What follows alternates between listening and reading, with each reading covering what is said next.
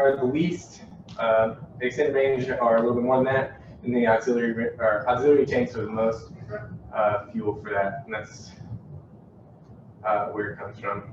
The first note there, fuel quantities are based on fuel at 6.8 pounds per gallon. So I think that's JP4.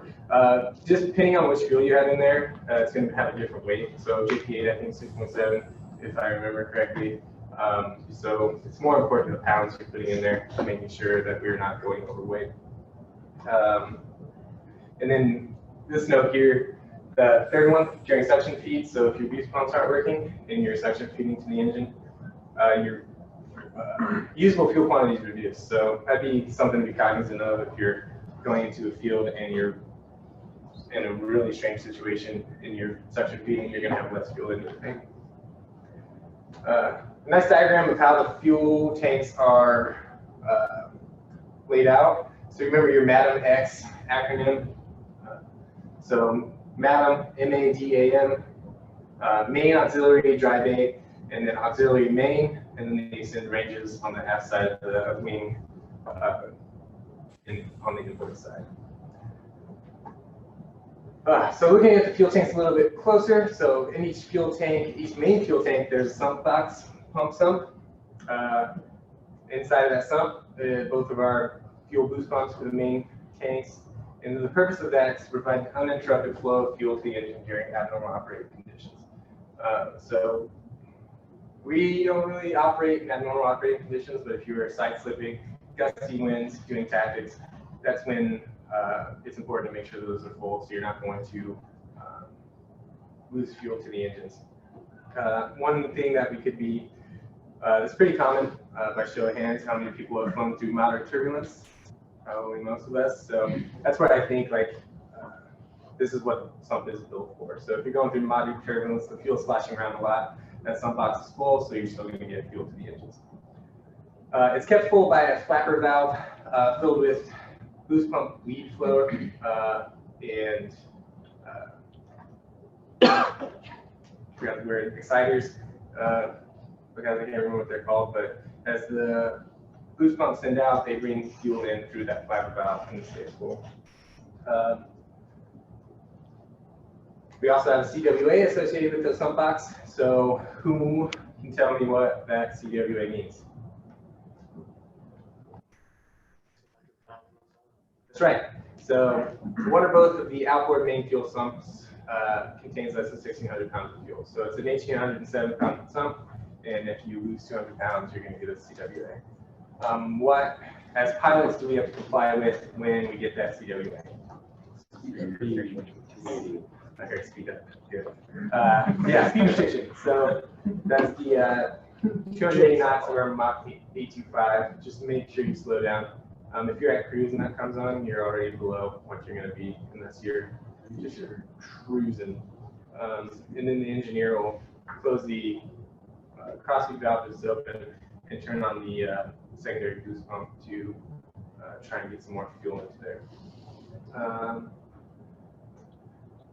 Boost pumps, more specifically looking at them, there are two identical electrically driven pumps in each tank.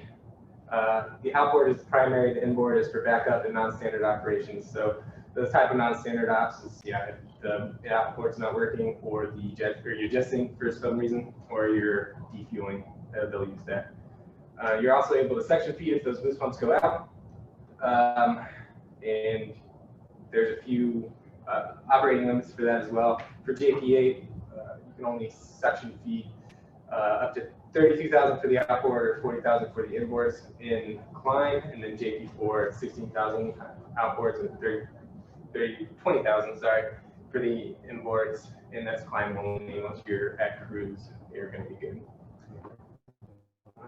So that's why it's important to look at the type of fuel you guys are unloading. I know ACs usually will look in the forms, well, they have to look in the forms, but they'll annotate which fuel they have. It's just kind of a thing to keep in the back of your mind.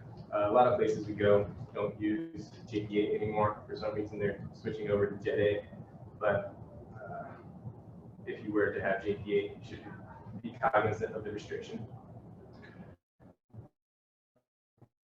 So yeah, pressurize our tanks from entering the tanks, so it keeps the ullage, that vapor space in the tanks, inert, so we don't cause any fires. That nitrogen is supplied by the dewars that also serves the FSS, the fire suppression system. And then those dewars are in the wing to fuselage fairing area, up high, where we can look at it if you walk around. If you're going to be pressurizing the tank, you also have a way to depressurize the tank, and we accomplish that by fuel tank venting. So each fuel tank is vented by the common system, which serves all tanks on one side of the plane. So two separate systems are venting. It terminates in a vent sump at the outboard main tank, and then the sumps vent to atmosphere by a two-way relief valve, so that the sump's not getting overpressurized and just keeping the wings at a nice constant pressure. The vent also has a flow switch that at a third pull eliminates the light on the engineer panel, and it closes the dewar isolation valve for 4 minutes to allow that hopefully stop filling the vent and the vent sump and allow it to come back to a normal condition. So how does the airplane pressurize the wings? Good news, it's automatic. So it's controlled by a pressure regulator and vent valves, and it's automatic when the dewars have nitrogen in them and the isolation valves are open. So pressure regulators and vent valves. So the pressure regulators maintain a positive pressure, and the vent valves prevent overpressure and underpressure. So a little more into that. So primary pressure regulator, secondary pressure regulator, those have some PSIs associated with them that I had never been asked, but if you're curious, the primary pressure will maintain a 0.3 to 0.5 PSI, and the secondary pressure regulator will back it up 0 to 0.3 PSI. And then there's primary climb and dive valves as well, and secondary climb and dive valves. So the primary climb dive valve opens at 0.7 to 0.1 or 1 psi at the primary dive, negative 1.15 to negative 0.25 psi, and then the secondary climb opens 1.0 psi to 1.5 psi, and then negative 0.25 to negative 0.5 psi. So kind of just use numbers for that. Does anybody have any idea why I think that might be extra work?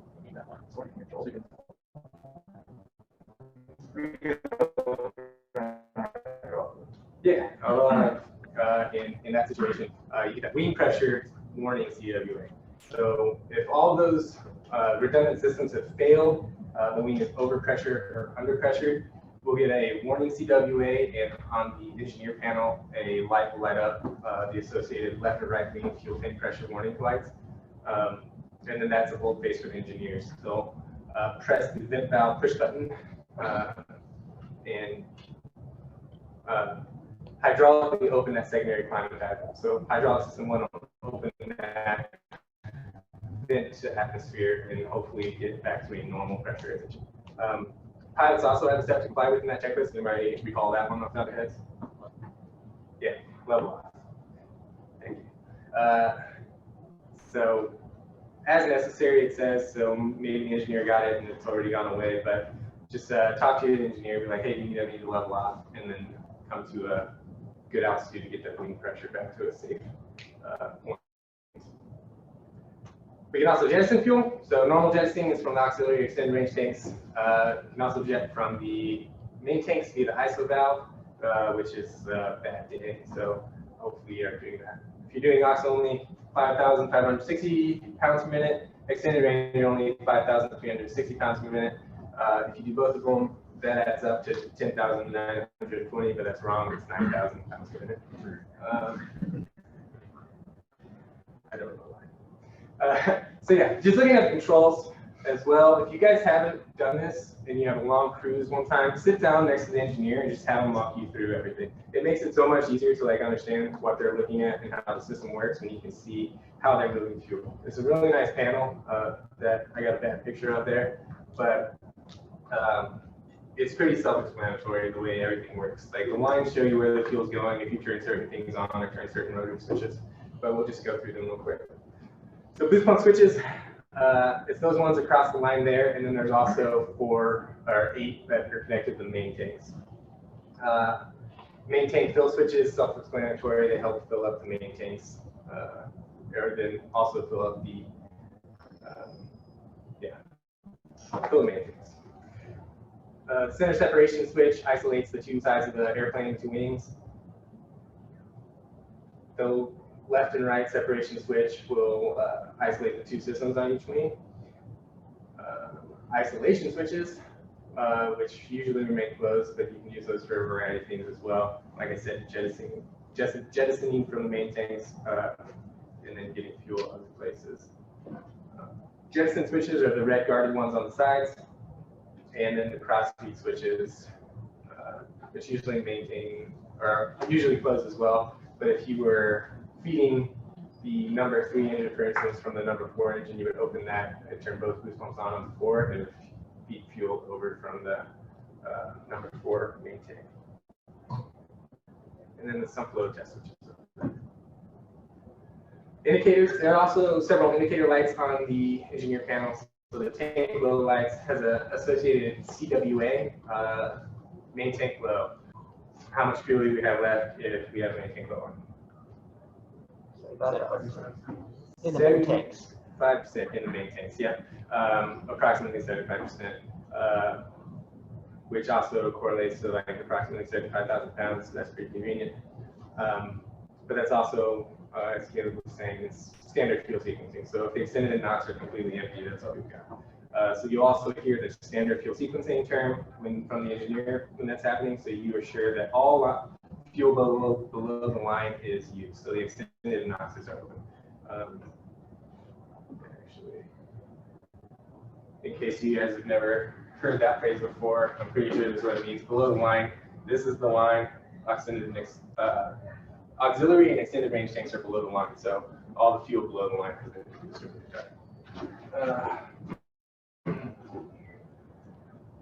Okay. Main sump flow lights, we already talked about that one a little bit. Vent flow lights, talked about that as well. So that'll come on the 3rd coil and vent box, and then the boost pump press load lights. So those are referring to the fuel pressure in the engine fuel inlet. So coming from the main tanks, if the boost pumps aren't providing enough fuel, those lights will come on, and then the engineers will provide some tests. And also we have fuel scrubbing, which is sort of a subsystem, but flammable gas. A decrease in pressure causes fuel to release flammable gas. Pretty standard type of physics there that I think everyone's pretty familiar with. So how do we combat that? We have a scrubbing subsystem in that essence. So it reduces the oxygen dissolvent in the fuel, so when you climb an altitude, it doesn't release flammable gas into the utilage. It's accomplished during both ground and air refueling via an ASPIS scrubber, which was on that picture that I showed you of the main tanks, or the tanks there at the beginning. And reduces oxygen 5%, maintains less than 9% oxygen in the utilage at all times, so it helps keep us from catching on fire. Interesting note though, so we are allowed to fly without nitrogen, so obviously this system isn't working. Apparently we're like one of the only planes left that uses nitrogen, which is why when we go to places, unless it's like a main operating base, that we're not going to be able to get nitrogen service. But that's just life. So yeah, fuel types that we can use, recommended JP8 or Jet A. Those are the NATO equivalents listed there in parentheses. Alternate fuels, JP4, JP5, Jet A, Jet B, and weird Russian ones. The JP4, I think, is mostly a naval fuel. That's places that I've seen it, so like Sigonella. Not Rota, because we're pretty common there, but the Navy uses the JP4 a lot still, so that's probably where you see that. And then Jet A is kind of Jet A1 is more of a commercial one. Emergency fuel then, alternate fuel you can use unrestricted. It's no big deal. Just make sure that you're not getting too cold because the temperature restrictions are a little bit different. And then emergency fuel is avgas, aviation gasoline, and that one is very restrictive. So We are allowed to use it. It is an approved emergency fuel. However, we can only use it for 6 hours at a continuous time, and then 10 hours total between hot section of the engine inspections. So if you're ever somewhere, it is purely to get you somewhere better. And hopefully that never happens, because I've never seen that. But and you're restricted to 20,000 feet, so it's going to be a terrible flight. This is from the Dash 1 in Section 5 as well. It just talks about all the types of fuels. So fuel type, it's all kerosene, except for the aviation gasoline. The grade and then the NATO symbol, if you're ever curious. You may know where you can find like the rest of the like NATO symbols and conversions from all that stuff. You have like a strange fuel that's not listed here. So in the IFR stuff, it'd be there. There's a chart, or it's just like a list of the designations and stuff. The thing you should more specifically pay more attention to, though, is the freeze point on the right there, especially flying in the wintertime.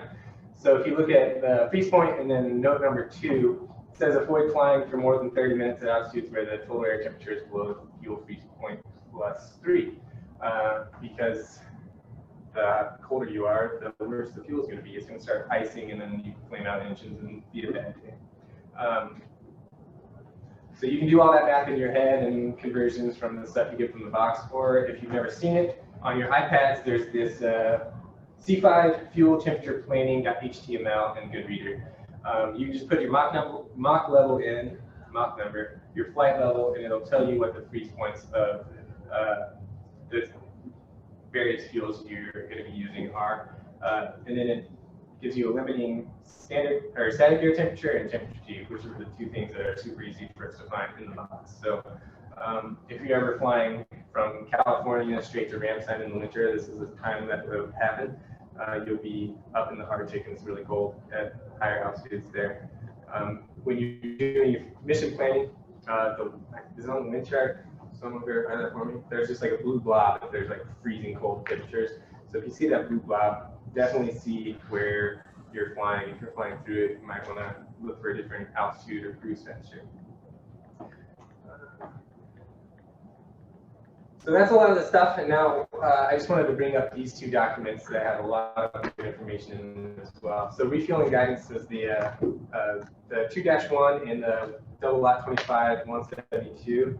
So those are 2 documents that I don't really look at that much, but they have a ton of good information. So the engineers are totally qualified to do like all sorts of fuel servicing, and they should be the experts on this. But it's always good as like ACs and pilots to back them up and make sure that in case of situation, not going on. So master or pack trap has to be back there. So they don't ask for a pack trap, so they don't sit that back there with the packs the whole time. Yeah, otherwise they would have to sit back there on interphone just listening to the engineers talk about refueling for 2 hours. This one is specifically for the engineers. It would never be a situation. Sorry. Also for the first one. So I learned this the other day that they'll also need some type of form to get off the airplane in case of emergency.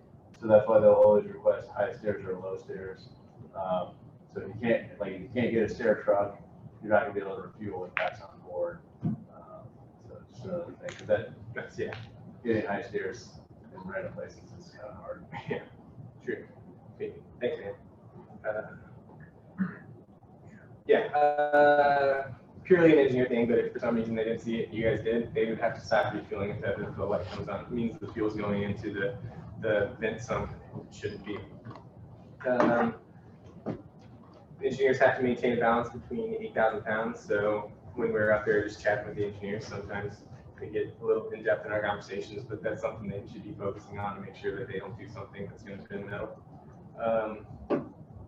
You can do concurrent servicing, so you can like load up nitrogen or fleet service or anything while you're fueling. However, you cannot do liquid oxygen. That's a question that gets asked often, so it's good to remember. The reason for that is if petroleum and pure oxygen touch, it becomes an explosive compound and you can blow everything up. So it's pretty serious, and servicing is not going to do it regardless, but it's still good to know. in case you're somewhere that they tried to do it. This is where it says how far you have to evacuate from the airplane. So when flares are on board, greater than 600 feet. Pretty much every flight we go on now has flares on board, even locals, I think. So yeah, when you're doing your brief in the morning and talking about emergency egress, and someone said, we'll just go like a little bit off, 600 feet is the minimum safe distance. All outside ladder support legs shall be fully retracted during defuel operations. This makes sense, and just logically, it's super easy to think why this is important, but it can be easily overlooked, especially if you're loading bags or something. One of my LTMs, we had fueled, and then started loading bags. So we were done fueling, we loaded bags, and then we decided we needed more fuel, so we got the trucks back out there.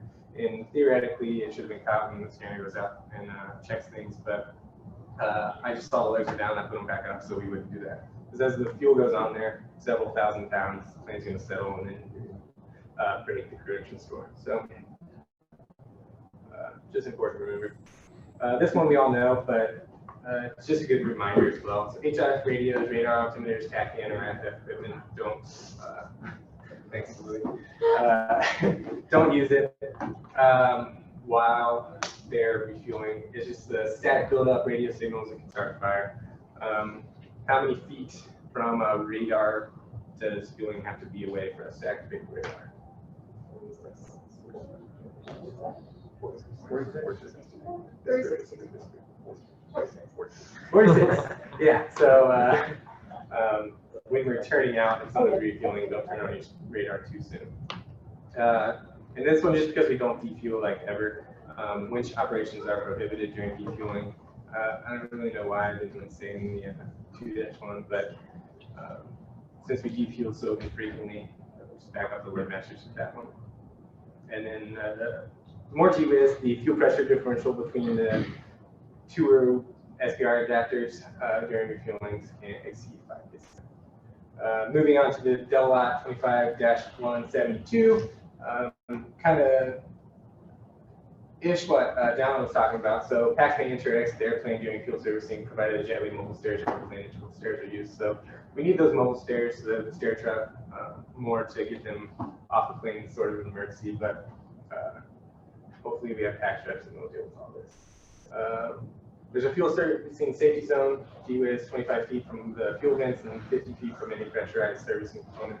So where they're refueling, don't smoke within 50 feet of fueling ops. If I have to tell you that and you didn't know it, then there was no hope for you in the first place. And then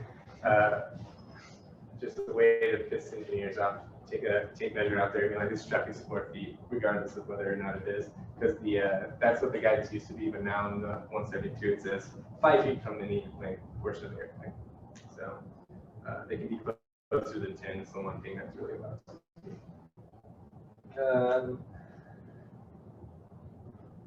Try and wrap this up real quick, just real quick looking at this. So standard fuel sequencing is from the main tanks. So it goes from the extended to the mains, auxiliary to the mains, and then just from the mains. That's 2.62 in the -1. If you never looked through that, it's kind of good to look at. And the non-standard fuel sequencing is any time that you're not using the main tank to provide fuel to that engine, and that's in 2.47. And then because nobody likes reading the operational supplements, this is the beginning of the -1. There are certain procedures for low fuel state operations. So as it says here, so anytime that you are going to be landing with less than 18,000 pounds of fuel, the engineer should be configuring the tanks a little bit differently than they normally would. So they're going to turn all the boost tanks on, open all the cross feed valves, and just try to make sure fuel keeps going to the engine. And this is one situation where you would probably prefer to taxi to engine. That way you don't flame out an engine as you're taxiing, or flame out all, who knows. And then in conjunction with that one, obviously, we have SCF 19-055 that pretty much everybody should be familiar with at this point if you've flown local. But it just states that you have to land the local with 25,000 pounds of fuel on board. So if at any time this varies or it changes from what the 202 and 2C5 all three say, if you're going to land with less than 25,000, that's when you're allowed to declare minimum fuel. And then if you're going to land, or the phrase. Yeah, when it becomes apparent you will land with less than 25K of fuel, declare minimum, and then declare emergency when you're less than 18,000. So it differs a little bit from what the AFI is saying. And then failures, we won't go through them super in depth, but if you look in the fuel system failure section of the -1, this is where it is. So there's a warning, big bright warning at the very beginning, says don't reset circuit breakers in the fuel system until you determine where the source is coming from. To do so could cause an explosion, so don't blow up the airplane. So you can have some tank boost pump failures, some flow warning light indication, fuel quantity indicator failure, fuel quantity indicator did not. Auto refuel control failure, outboard main tank low indication, fuel leaks, main tank fuel fill valve failure. So the system is set up in such a way that you have so much redundancy that you're probably going to be okay if you have a single system malfunction. However, it is important to look at MEL and on these checklists to see what sort of corrective actions you have to take. The reason that I didn't put an asterisk, oops.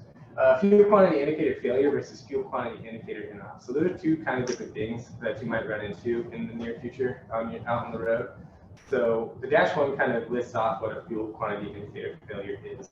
And I didn't write all those down, but if you look in that section, there's like actual like what it is.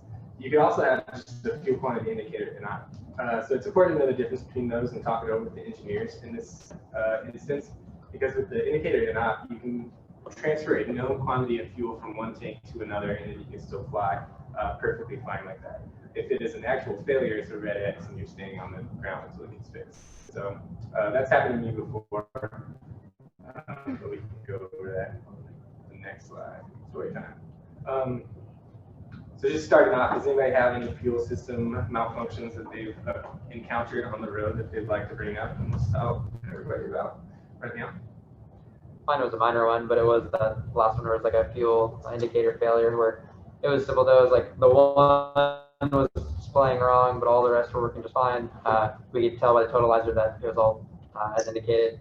We troubleshot it and determined we were going to fly the next base and get it fixed there.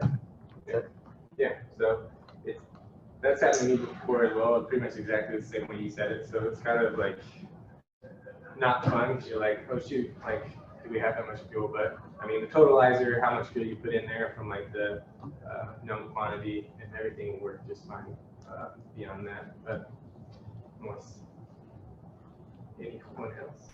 On my last trip, we went, when we were flying in, we were taxiing, we were being told, hey, like, you guys are, like, this is fuel everywhere.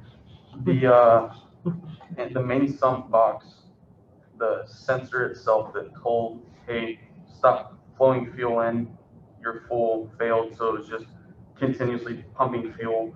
So they found out that it was just the sensor itself, and they could actually control it manually. So it just like made it to where the engineer was having to watch it the entire time.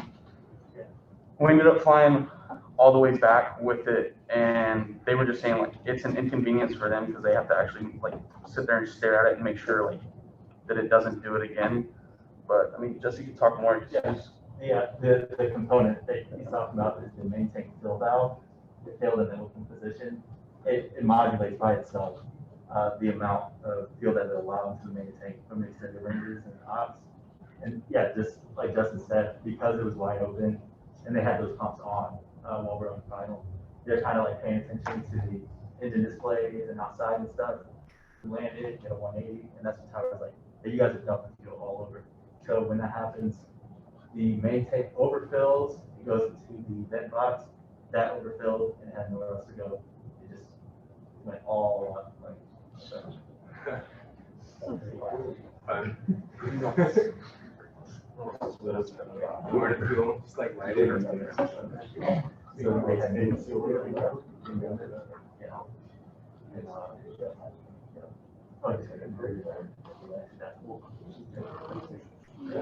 Just the two things other than that I wanted to bring up. So backing up the aircraft commander is important. When someone told me this story yesterday about how they were given the wrong amount of cargo.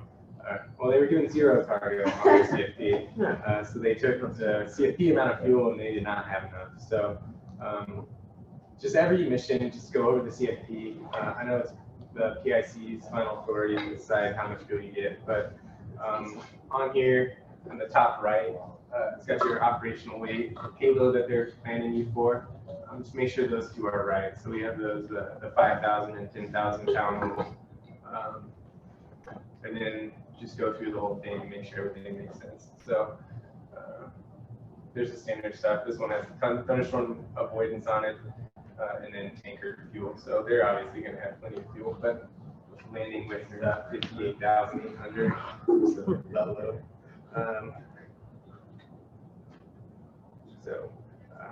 If you ever have any questions, yeah, go ahead. I would say, just to caveat off that too, another thing that we found a lot of times is make sure you're double checking your ETP fuel required as well. Because there was a few times on in Jesse's last mission where it was within like 1,000 pounds of like fuel you'll actually have and then fuel required. So I had us like landing at our, our first suitable with like 12,000 pounds. So like just looking over that, because it's something that we don't really look at too much because we say, oh, fuel required, sweet, we'll have that or more, because we don't see that much. So like on the VA when we have like 3 different ETPs, just something else.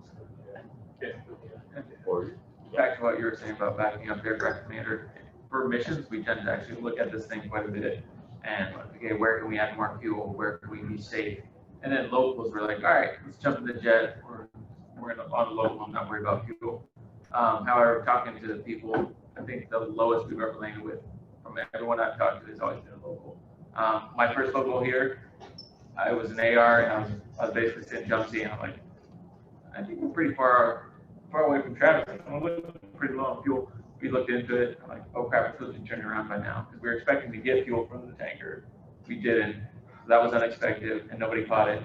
And we ended up landing with like 12,000.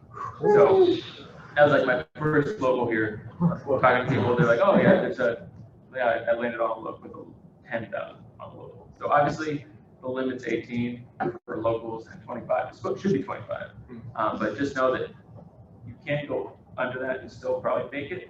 But the point of this is to do that is to point out that on locals is actually when it tends to be more dangerous. Because like we actually almost landed out like close to the field. It's like that's not cool. And it's just on a local. We're just doing training. There's nothing that important. So on missions, obviously, make sure that this is good. But on locals as well, be backing up your AC or IP, making sure that hey, you have enough fuel to get back and land safely. Because we do VFR legs and we're flying around and oh, let's go to Crater Lake. So do whatever we want to do, and then you can get yourself in an interesting spot for you. You're talking about ETP fuel. I've been on several missions lately where it looks like TACC is giving you a ton of extra fuel and you don't know where it's from. And then if you have this Scotia ETP, they could be adding a ton of fuel because you need it to get to your ETP. That's like the reason. It took us a while to dig to see where the extra fuel was coming from. Yeah. That's a good point. Like always check ETP. I've been as close as 100 pounds to the ETP before, and that's pretty uncomfortable. I mean, sure, the plane's probably going to work, but that's where I'm adding fuel type of thing. Like, yeah, we're landing there with 60,000 pounds, but I don't want to get to the ETP and be 2,000 pounds behind and have to turn around. So. Also with the ETPs, they play, let's say you get to your ETP and you had to go to your alternate, wherever it was, because you lost the engine and you need pressure down. Normally we're able to have, what, 45 minutes of holding, right?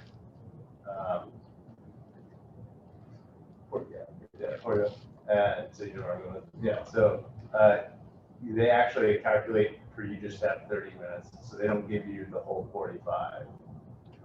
And that's in the advanced ACFP.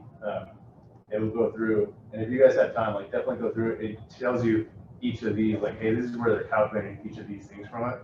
And the fuel required, it literally says 30 minutes of holding at 10,000 feet. So they're shortchanging you by 15 minutes, but they're assuming that this isn't going to happen every time. It's going to happen that one time. You're only going to have 30 minutes instead of 45. Cool. Well, thank you for coming to my staff talk.